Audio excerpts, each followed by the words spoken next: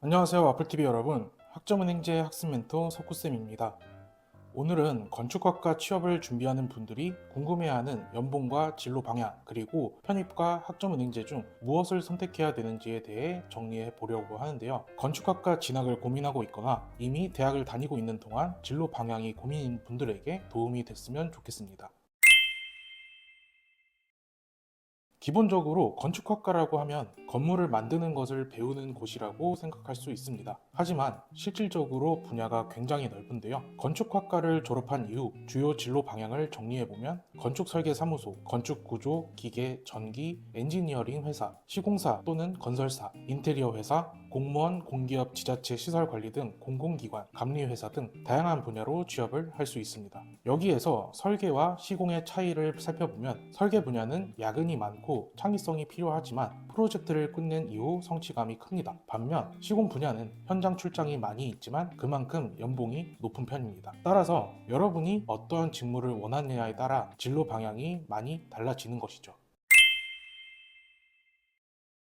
이렇게 건축학과 졸업한 이후 취업 진로 방향을 정하게 될 때 연봉을 무시할 수 없을 텐데요. 건축 분야는 직무에 따라 연봉 차이가 매우 크다고 알려져 있어요. 대표적인 분야에 대해 확인해 보겠습니다. 첫 번째, 건축 설계 사무소입니다. 신입 기준 연봉이 2,800에서 3,200만 원이며 연차가 올라갈수록 상승폭이 넓습니다. 대신 야근과 주말 근무가 있는 경우가 많이 있는 편이죠. 두 번째, 시공사입니다. 신입 기준 연봉은 4,500에서 5,500만 원이며 대기업은 수당을 포함하게 되면 6천만 원 이상을 받을 수 있습니다. 주로 현장에 배치가 되며 지방에 파견을 가는 것도 흔한 일이죠. 세 번째, 공공기관입니다. 신입 9급 공무원 기준으로 3천만 원대 초반을 받게 되며 호봉이 올라갈수록 연봉이 상승되지만 큰 폭으로 올라가는 것은 아닙니다. 대신 다른 직종에 비하면 워라밸은 가장 안정적이라고 할 수 있죠. 이렇게 각 분야별 연봉을 확인해 봤는데요. 현실적으로 설계 분야는 연봉보다 경력과 포트폴리오가 핵심이며 연봉만 보고 진로 방향을 설정하게 되면 후회할 수 있으니 본인의 성향에 맞는 직업을 선택하여 준비를 하는 것이 중요합니다.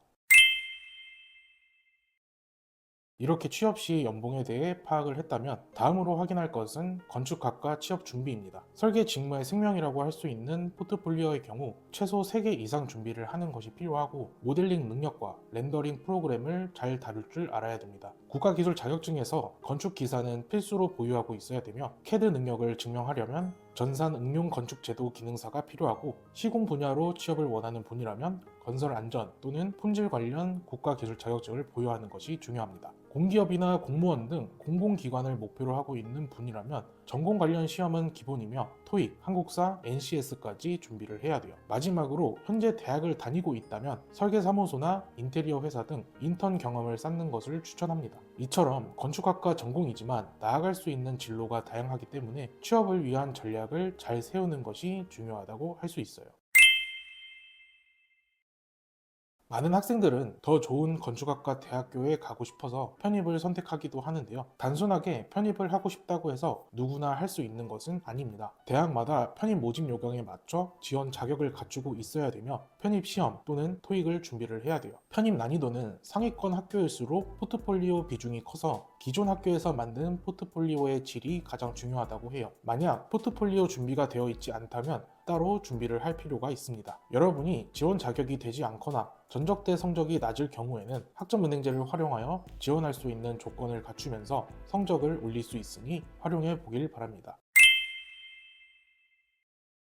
일반적으로 대학교 진학을 하게 되면 4년에서 5년이라는 기간이 필요합니다. 편입을 하게 되더라도 최소 2년이 필요하죠. 그래서 학점은행제를 활용하여 건축학과 학사 학위를 받으려고 하는 분들이 많이 있는데요. 학점은행제에서는 전공 60, 교양 30학점 이상을 모으면서 총 140학점 기준을 충족하게 되면 여러분은 건축공학 전공으로 학사 학위를 취득할 수 있죠. 학점은행제에서 진행하는 수업은 온라인으로 수강을 할 수 있어서 직접 학교를 다니지 않고도 공부를 하는 것이 가능해 직장을 다니고 있는 분들도 충분히 할 수 있습니다. 게다가 전문대를 졸업한 학력을 보유하고 있는 학습자라면 이전 대학에서 이수했던 과목을 등록할 수 수 있죠. 추가로 건축기사, 건설안전기사 등 국가기술 자격증을 소지하고 있거나 취득 예정일 경우 전공 학점으로 사용을 할 수 있어서 그만큼의 전공 수업을 덜 들어도 되고 기간까지 단축할 수 있죠. 학점은행제는 이런 분들에게 추천을 하는데요. 빠르게 4년제 학위를 만들고 진로를 전환하고 싶은 분, 설계보다는 시공 또는 공공기관으로 진로 방향을 정한 분, 관련 전공으로 전문대를 졸업을 했지만 건설기술인 학력 점수를 올리고 싶은 분, 이러한 목표를 갖고 있다면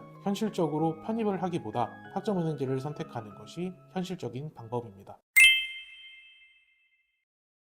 건축학과는 결국 적성 싸움이라고 하는데요. 건축 분야가 멀리서 보면 화려해 보이지만 현실은 치열합니다. 하지만 본인의 적성에 맞으면 성취감이 엄청난 분야이기도 하죠. 오늘 알려드린 내용을 참고하여 여러분의 목표와 성향에 맞게 학위 취득 과정을 진행하여 여러분이 원하는 분야로 취업을 할 수 있길 바랍니다. 그럼 지금까지 학점은행제 학습 멘토 석구쌤이었습니다. 모바일 카카오톡에서 스펙타임을 검색한 후 친구 추가를 하고 물어보시면 바로 알려드려요.